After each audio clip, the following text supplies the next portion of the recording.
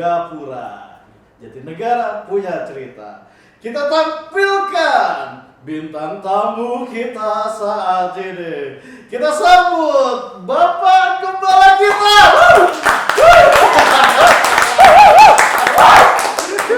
Halo Pak.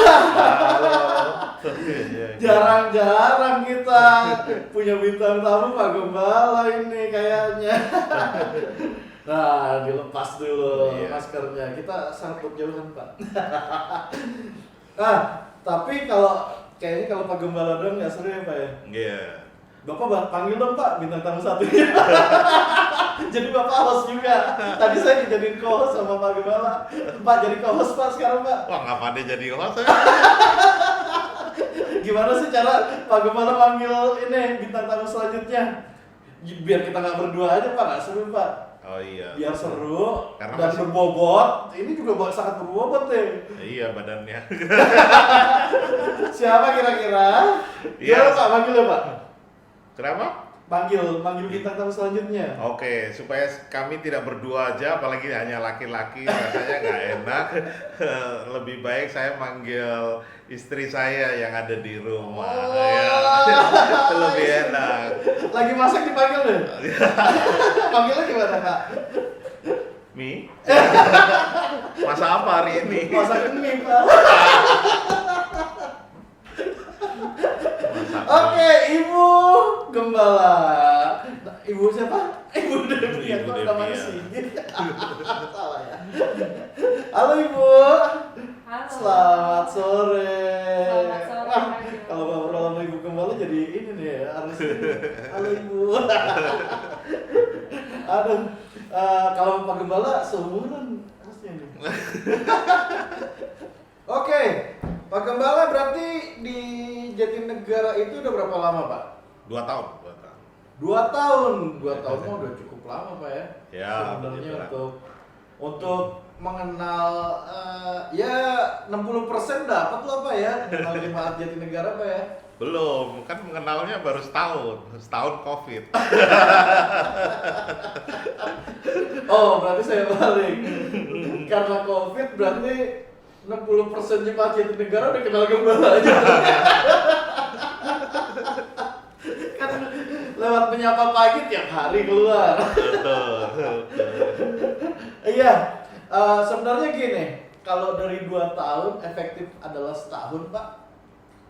Berarti saya punya kesimpulan banyak jemaat yang belum kenal Bapak secara mendalam nih Pak.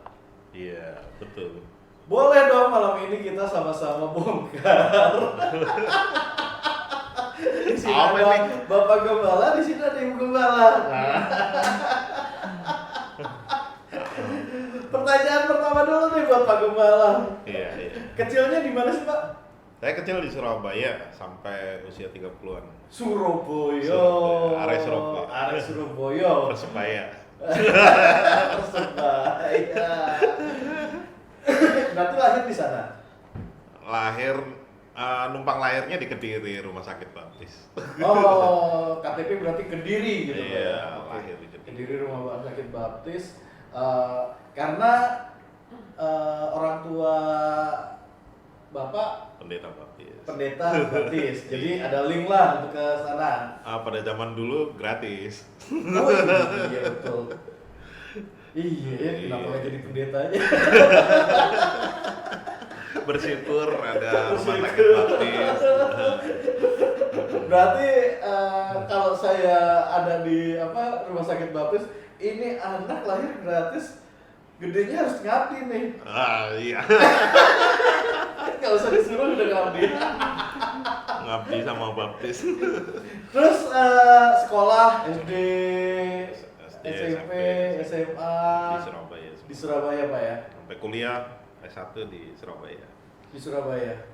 Nah kalau ibu gimana Bu? Banyak nih yang belum kenal ibu kan, wah apa ya? Kalau saya ngeliat ibu nih adem aja. Gara-gara ademnya Pak, saya kalau pengen Adem ngecek-ngecek ini dulunya gimana ya, sifatnya gimana ya, ini gimana ya, nggak berani saya. Nah sekarang karena ada di Gapura Jatinegara punya cerita, Ini ada cerita tentang ibu gembala kita. Gimana Bu? Lahir di mana Bu? Kalau saya sih lahir di Kuala Tanjung ya, Sumatera Utara. Kuala Tanjung. Daerah tebing tinggi. Daerah tebing tinggi. Tebing tinggi. Tebing tinggi itu dekat-dekat Riau berarti ya? Oh enggak. Salah ya? Belum. Oh, tebing tinggi malah ke arah Iya. Daerah Pelabuhan Baru yang dibuat Pak Jokowi. Yang sekarang Inalum ini Inalum. lagi tren sekarang. Jadi Inalum. pelabuhan yang lagi dibuat Pak Jokowi.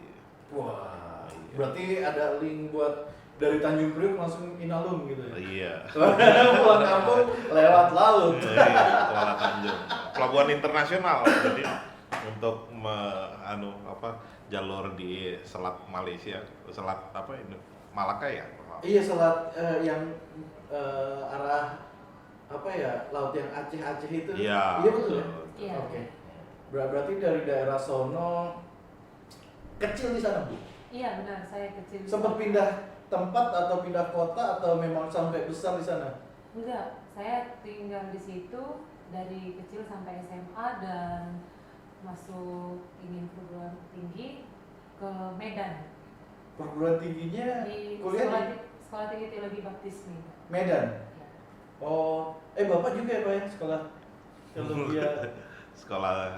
Sekolah Tinggi Teologi Baptis Medan. Iya, Medan. ketemu di sana. Jadi ketahuan kan ketemunya di mana? Itu maksud saya. Gak usah dikirim pertanyaan. Ngorek terus. Adik kelas ya Pak ya? Adik kelas Pak ya? Enggak sih, saya Satu angkatan? enggak, karena saya ngambil S2. Kalau ya ibu S1 ya. Ibu S1, Bapak S2. S1-nya Bapak apa Pak?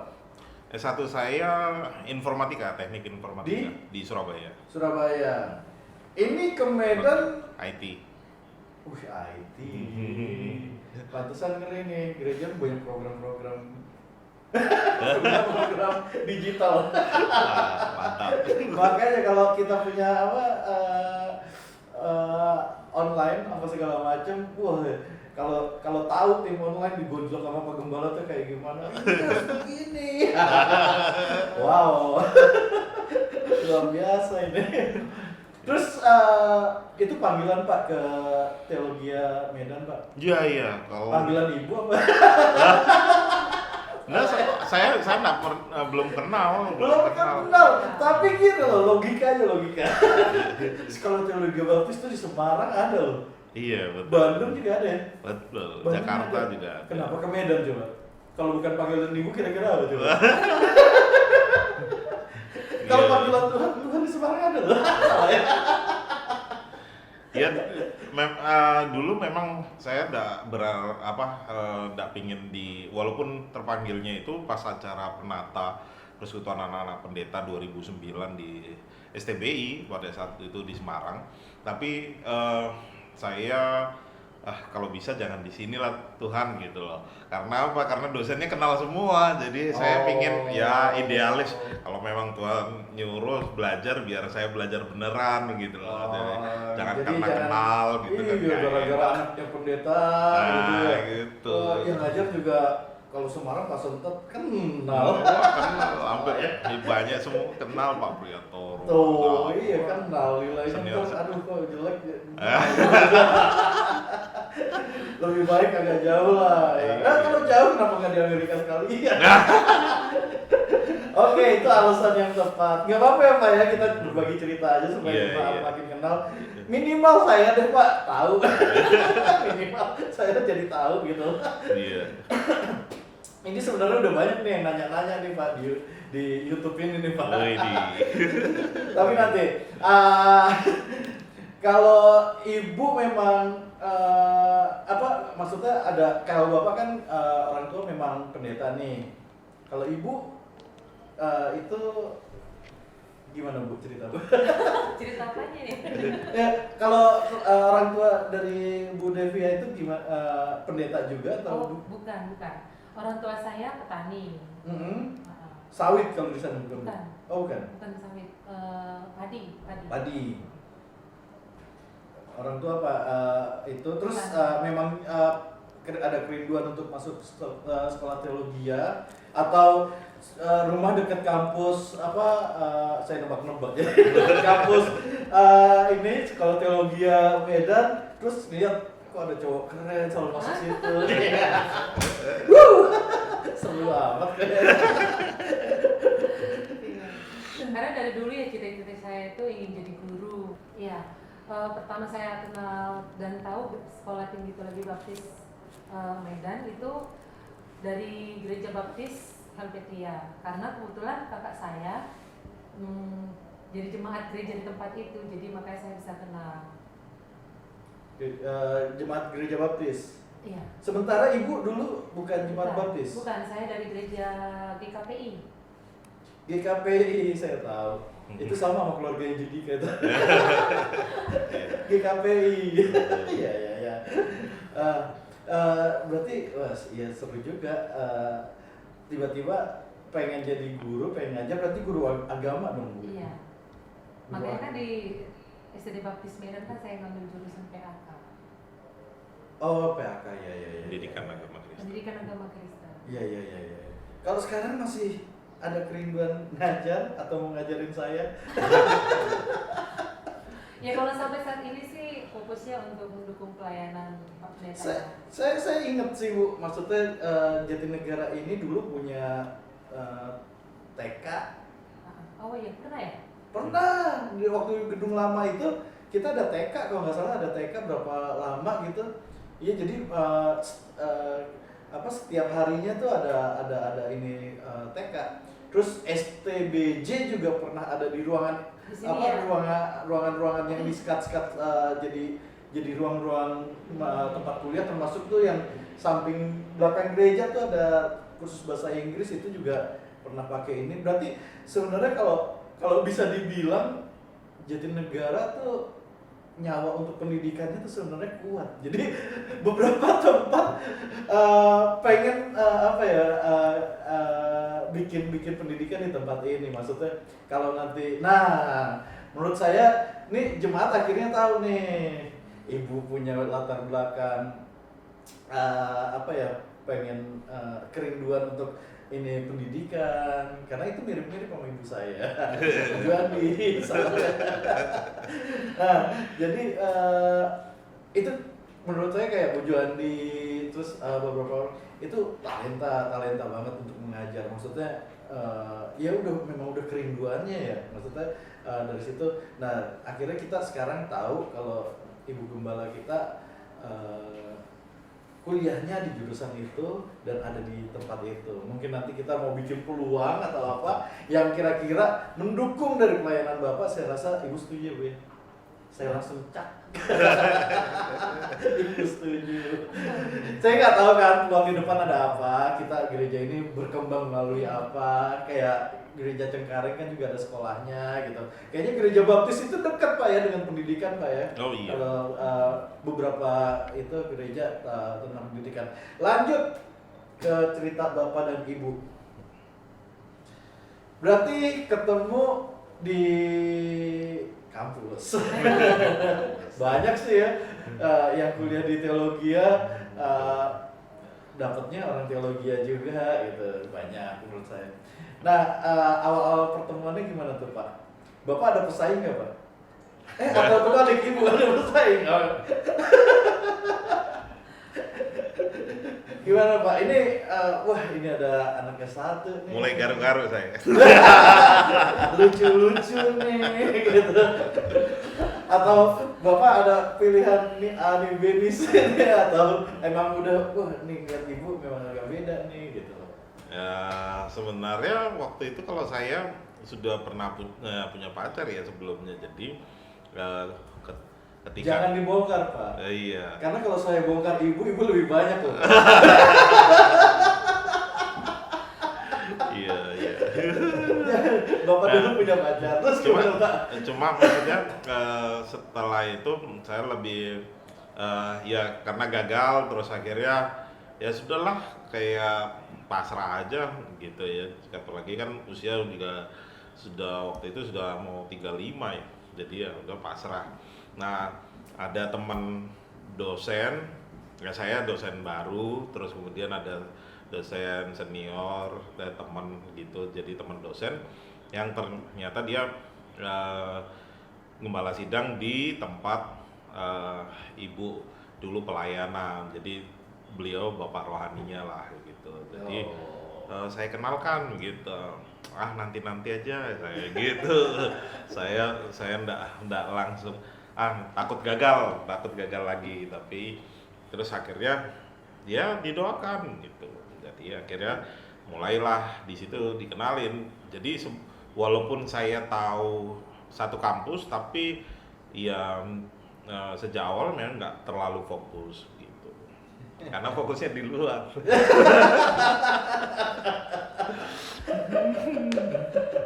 Apa sekolah teologi kalau di Semarang sekolah teologi Semarang di bawah itu ada tempat makan Oh tuh, iya. kayak gitu. Di luar itu maksudnya kayak gitu lah. Itu warung nasi di bawah. Iya. Terus apa ya maksudnya ini kan ini ke ibu nih bu. Tadi agak bisa dipotong sama produser sih. Gas banget. Ini ke ibu nih bu. Bapak dulu maksudnya jadi istri pendeta itu kan beberapa ini kan pertanyaan ya bu ya, mau dibawa gimana, kan pasti tawaran kalau enaknya kalau udah jadi pendeta gitu apa mau ngambil istri enaknya gitu, mau diajak susah nggak siap susah nggak. Nah ibu ngadepin hal seperti itu gimana bu ya? Dalam hal maksudnya? Iya, bisa terima bapak dalam posisi memang pendeta, tapi di mata ibu gimana sih seorang pendeta gitu, hamba Tuhan gitu, bu? Kan ya kebetulan memang bapak nanti kita akan lanjut ke perjalanan bapak sampai ke Jakarta sini, tapi sebelumnya kan tanda tanya juga ya bu ya, maksudnya pendeta tugasnya di mana, apa di mana gitu. Menurut banyak orang bilang nggak jelas lah gitu loh, istri mau jadi istri hamba Tuhan tuh tanya-tanya besar, tapi kalau ibu bisa terima itu gimana bu? Ya, sepanjang dalam pelayanan saya semenjak jadi mahasiswa kan saya tinggal di rumah pendeta ya. Jadi saya juga melihat bagaimana kehidupan setiap istri pendeta, dari kehidupan mereka paling sering disorot jemaat itu ya saya lihat ya istri pendeta ya. Yeah. Itu sering saya lihat. Jadi ya puji Tuhan saya punya seorang ibu rohani yang terus mendukung dan terus memotivasi saya bagaimana untuk menjadi seorang ibu pendeta, dan mereka juga sebelumnya semenjak dari saya mahasiswa juga mereka mendukung saya untuk menjadi ibu pendeta, seperti meskipun dalam hati sebenarnya sepertinya gak enak. Saya tahu bagaimana kehidupan menjadi seorang ibu pendeta yang nantinya akan disorot oleh banyak orang seperti itu. Sedangkan ibu pendeta hanya melihat satu, dan jemaat pasti menyorot semua mata tertuju kepada ibu pendeta, karena pengaruh seorang ibu pendeta saya rasa itu sangat mempengaruhi bagaimana pelayanan dari suaminya atau Pak pendeta, itu sangat mempengaruhi. Jadi sebelumnya sih Pak Oki sudah sebelumnya sudah berkata bagaimana nantinya untuk menjadi seorang gembala sidang atau menjadi seorang pendeta bagaimana, karena dia juga sudah berpengalaman melihat orang tuanya ya bagaimana kehidupan menjadi pendeta. Jadi saya sih berkata ya saya siap untuk mendukung. Wow, luar biasa. Luar biasa bu. Luar biasa. Tapi jujur ya bu ya, maksudnya ketika ibu masuk ke Jatinegara, buat saya apa yang ibu lakukan itu memang kelihatannya bukan tahap belajar sih bu. Maksudnya ya maaf ya, maksudnya bukan tapi ini menurut saya baik juga. Ketika Bu Refli ada di Jatinegara, saya lihat tuh Bu Refli begitu tekun untuk jadi istri pendeta itu seperti apa, dia benar-benar pelajarin tuh. Dan kebetulan ada Bu Jumali yang membimbing, dan menurut saya itu luar biasa berhasil gitu loh. Nah ketika ibu masuk ke Jatinegara itu kita kalau saya pribadi sih ngeliat kayaknya ibu nggak belajar lagi untuk gimana sih ketemu orang gitu. Karena menurut saya benar gak nih Bu ya? Nanti bisa diklarifikasi gimana? Menurut saya jadi ibu pendeta tuh agak-agak susahnya adalah menerima curhatan ibu ya. Jemaat kalau mau curhat, apalagi yang perempuan nggak mungkin ke pendeta, mungkin ke ibu, dan itu harus ibu rahasiakan dalam tanda petik. Ini jemaat ada masalah, ada kekurangan, ada apa, itu harus dikit bener-bener supaya ya jemaatnya juga ini betul nggak Bu? Kira-kira? Iya, iya pasti. Iya pasti. Karena itu kan satu kepercayaan dari jemaat itu sendiri ya, ketika mereka curhat kepada kita ya kita harus bisa menyimpan rahasia itu. Itu salah satu tantangan. Nah kalau anak Jatinegara Bu, curhatnya lewat handphone, chat, atau langsung ketemu ibu Bu? Oh waktu belum pandemi ya ketemu secara langsung ya, khususnya ibu-ibu seringnya ibu-ibu. Tapi saat ini karena lagi pandemi ya sering kita bisa melalui WhatsApp atau video call. Kalau anak muda nggak ada Bu? Apa saya doang? Anak muda Saya ada doang. juga, anak muda ada juga. Anak muda. Inisialnya Bu. Salah. Pak Gembala, masuk Jakarta, jedar. Prosesnya menurut saya cepat loh Pak. Dalam pengertian kalau orang melihat, ya nggak bisa secepat inilah. Maksudnya Pak Oki aja belum kenal jemaat belum kenal Pak Oki. Ini makanya saya dalamin ini Pak, supaya jemaat minimal kenal Bapak gitu. Atau saya mengenal Bapak lah, bukan jemaat. Nah, prosesnya begitu cepat atau dibandingin pendeta-pendeta lain dari perjalanan Bapak jadi asisten dulu, terus tiba-tiba jadi gembala, terus wah itu lumayan cepat. Menurut Bapak gimana sih? Kaget apa enggak Pak ya? Atau penyesuaian Bapak terhadap jemaat itu juga gimana Pak ya? Kira-kira. Ini kan jadinya Bapak sekarang gembala kita ini gitu. Kenal gak nih sama domba-dombanya nih yang aneh-aneh gitu. Gimana Pak? Ya kaget itu pasti karena saya tidak menduga secepat itu karena saya tahu biasanya ada proses yang panjang dan kemudian untuk ditabiskan juga prosesnya biasanya juga panjang dan saya tidak menduga, tapi saya selalu menguji diri, yaitu saya tidak pernah meminta dalam arti supaya saya ingin melihat itu karena Tuhan yang mengarahkan saya di situ. Jadi kalau memang sama seperti ketika saya terpanggil, Tuhan kalau Engkau betul-betul manggil saya, kuliah S2 saya Tuhan akan cukupkan sampai selesai, bahkan sampai wisuda, karena biaya untuk S2 pasti juga besar. Dan itu terbukti, semuanya mengenai pendidikan itu Tuhan cover ya. Jadi begitu juga saya ingin menguji juga bahwa ketika memang Tuhan menempatkan kami di sini, berarti ya saya tidak mau meminta-minta, saya minta cepetin dong atau apa, dari gembala dong, apalagi kan memang waktu itu sedang mencari gembala. Nah, justru saya pada saat itu malah hanya berdoa Tuhan berikan gembala yang saya kan asisten pemuda, saya punya semangat untuk anak-anak muda supaya setidaknya beliau yang jadi gembala itu akan mengembalakan saya, mengarahkan saya juga supaya supaya Jatinegara ini boleh segera terus maju gitu loh ya. Saya berdoanya begitu. Nah, begitu ada surat untuk pemanggilan. Nah, di situ kaget saya kan. Kaget dan galau. Oh gitu. Iya.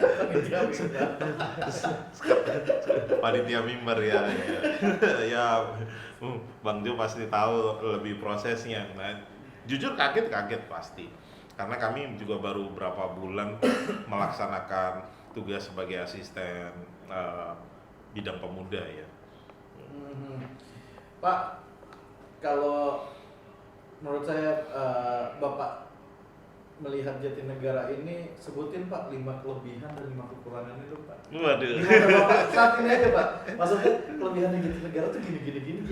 Jadi selain kita seneng, kekurangannya biar kita mikir Pak. Kuncinya itu aja Pak. Gimana Pak? Bapak S2 analitis loh Pak. Iya. Iya.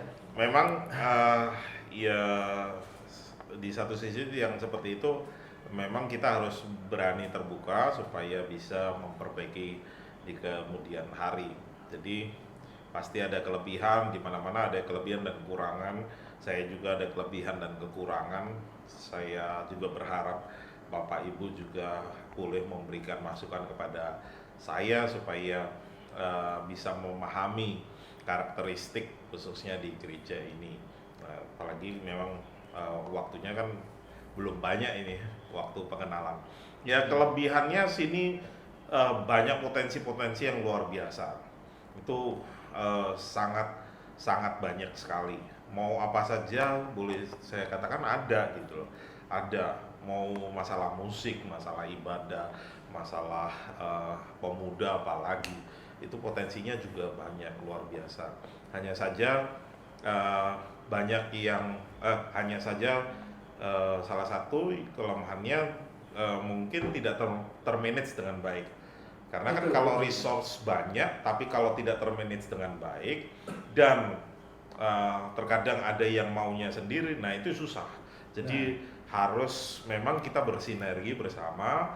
Ya kalaupun ada masalah atau ada hal-hal ya mari kita bicarakan. Iya, baru satu poin saya merasa tertegur ya, maunya sendiri. Soalnya.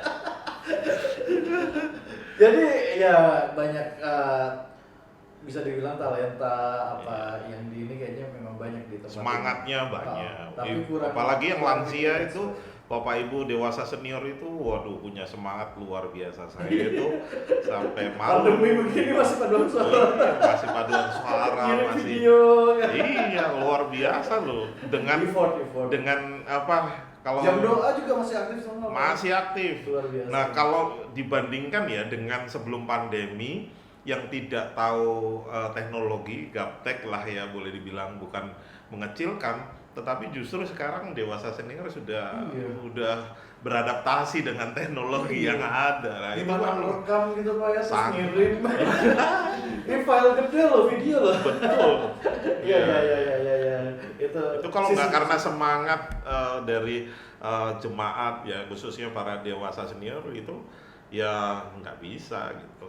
Mungkin bisa nyanyinya tapi teknologinya kurang. Tapi karena semangatnya mungkin ngajak anaknya, ngajak cucunya, minta tolong dan lain sebagainya. Soalnya Bapak pertama kali masuk Jatinegara ketemunya anak muda sih Pak ya. Nah, karena iya. pendeta muda, ketika jadi gembala harus ketemu dewasa senior kaget. Berarti Bapak harus berpikir gimana mudanya mereka coba Pak. Wah, itu pasti lebih luar biasa lah. Luar biasa. Terus selain itu Pak yang bisa digali dari Jatinegara ini apa lagi Pak ya?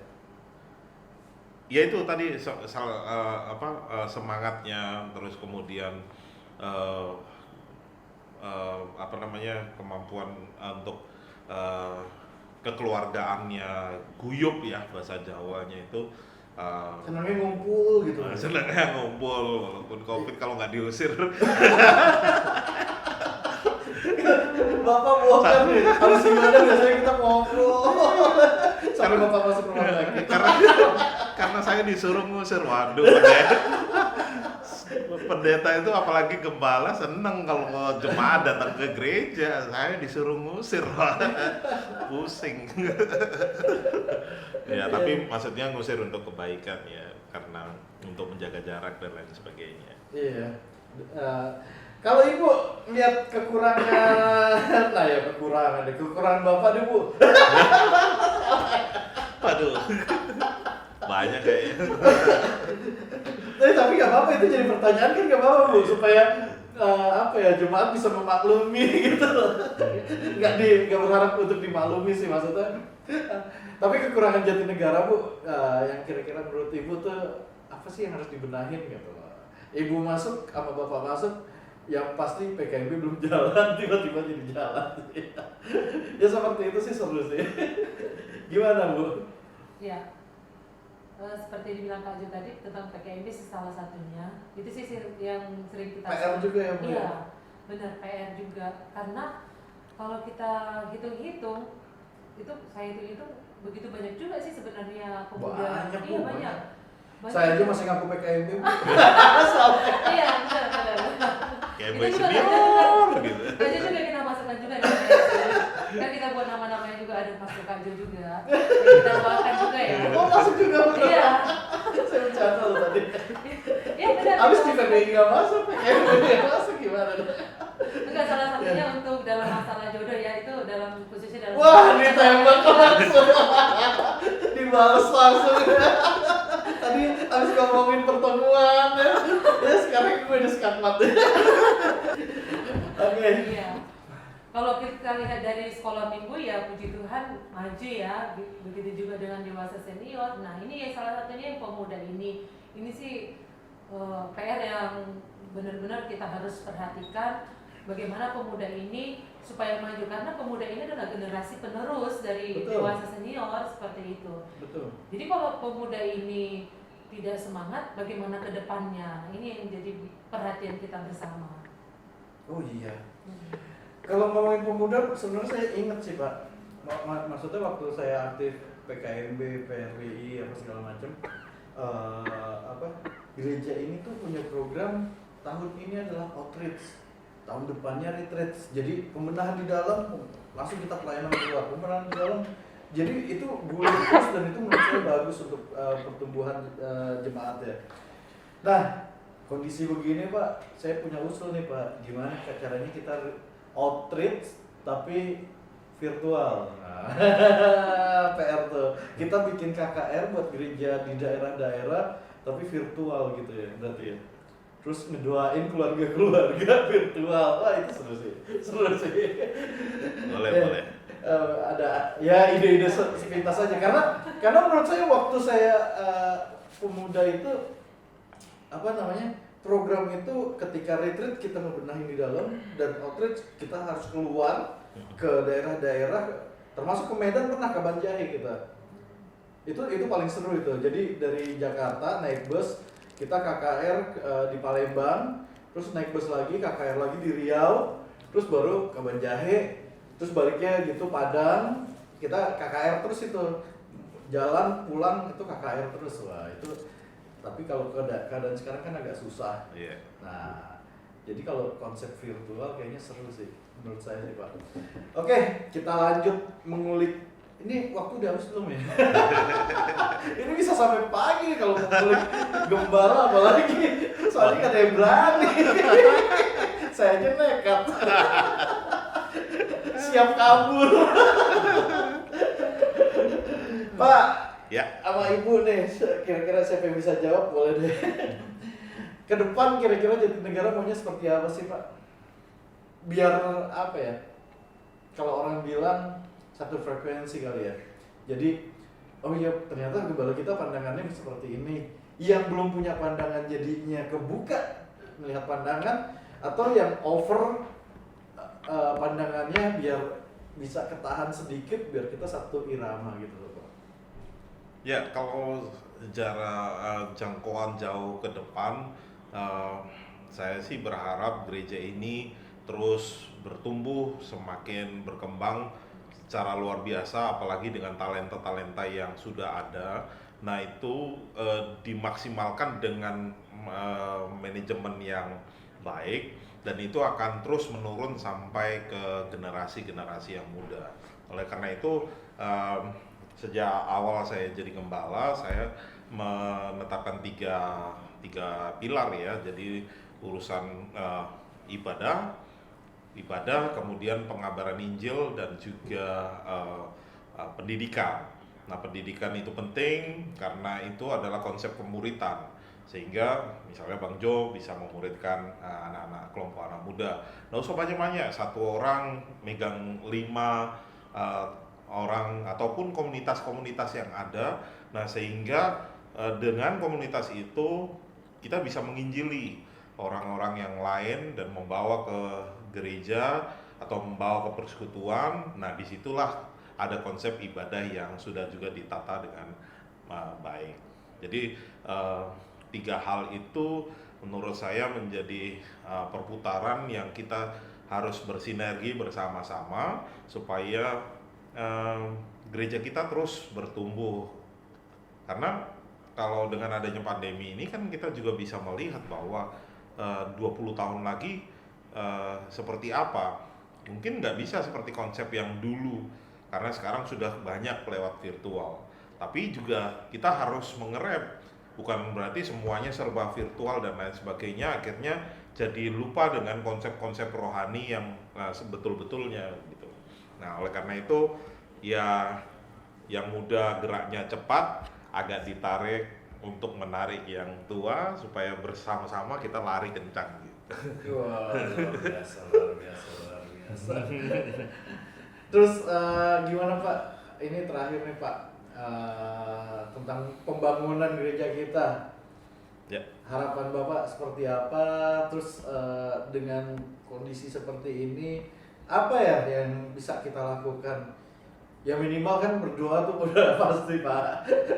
Cuman kira-kira apa yang bisa jemaat lakukan lah gitu loh, untuk mendukung tetap pembangunan ini berjalan sampai akhirnya terbentuk satu gedung di tempat ini gitu loh. Iya, bila sesuatu dilakukan dengan kesatuan hati tidak ada yang mustahil, terlebih lagi ketika Tuhan juga memang bertindak di dalamnya. Jadi saya sih masih optimis, terlebih lagi ketika melihat jemaat di tempat ini juga dengan setia masih ada yang mengumpulkan ini loh Bang Jo, celengan yang di kale itu betul, masih betul. Bagian keuangan masih juga dengan rutin menghitung begitu, terus kemudian ada persembahan untuk pembangunan dan lain sebagainya, itu masih yang janji iman itu Luar biasa, masih luar biasa. gitu loh. Jadi saya optimis dan ini penyertaan Tuhan yang luar biasa. Kenapa? Di tengah-tengah orang itu, dan saya tahu misalnya ada seseorang keluarga yang dia sendiri lagi minim perekonomiannya, tapi karena dia sudah janji iman, dia tetap memberikan. Nah, itu kan sesuatu yang luar biasa. Jadi kalau kita semua bersama-sama seperti itu, ya Tuhan pasti melihat apa yang kita lakukan untuk kemuliaan nama Tuhan gitu. Luar biasa. Iya. Yang penting kesatuan hati. Oh iya. Yang penting kesatuan hati, betul. Iya. Segala sesuatu dengan kalau satu hati tuh kayaknya bisa, kita tuh ada kekuatan lebih Pak ya. Iya, kekuatan lebih untuk jalan bareng-bareng, ngangkat bareng-bareng beban apa segala macam, itu penting sekali. Iya. Dan akhirnya kita dengan 1 jam ini ya, 1 jam Nggak lebih, nggak terasa Pak. Kita bisa sedikit tahu cerita tentang Pak Gembala dan Ibu. Pasti ada season 2 nih Pak, siap-siap. Dengan host yang beda, dengan pertanyaan yang beda. Iya. Saya juga sebenarnya masih banyak banget pertanyaan. Iya. Cuma ya ini produsernya udah bilang udah cut ya. Kebanyakan ngomong, antara saya sama Bapak yang banyakan ngomong. Sama-sama kayaknya. Iya, pokoknya terima kasih Pak Gembala, Ibu Gembala. Terima kasih. Kita terus mendoakan apa yang dilakukan di dalam gereja ini, dan kita terus minta dorongan dari Bapak dan Ibu untuk mendoakan kita jemaat yang ada di sini supaya tetap bertumbuh dengan keadaan apapun, karena kita percaya dengan program-program ini kita bisa tahu pertumbuhan jemaat, perkembangan jemaat maksudnya, untuk hal-hal yang bisa kita sampaikan.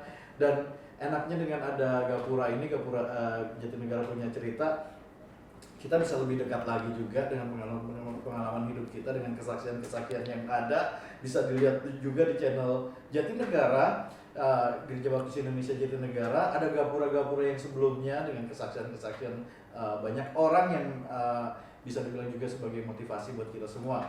Dan nantikan Gapura selanjutnya di 2 minggu ke depan, karena minggu depan tuh ada SNW ya. Ada SNW, jadi acara-acara seru kita banyak. Tetap pantengin di channel Gereja Baptis Indonesia Jatinegara. Oke, sampai di sini dulu pertemuan kita pada malam hari ini. Ini udah gelap nih kayaknya nih di luar. Oke, sampai ketemu lagi di Gapura selanjutnya. Bye bye.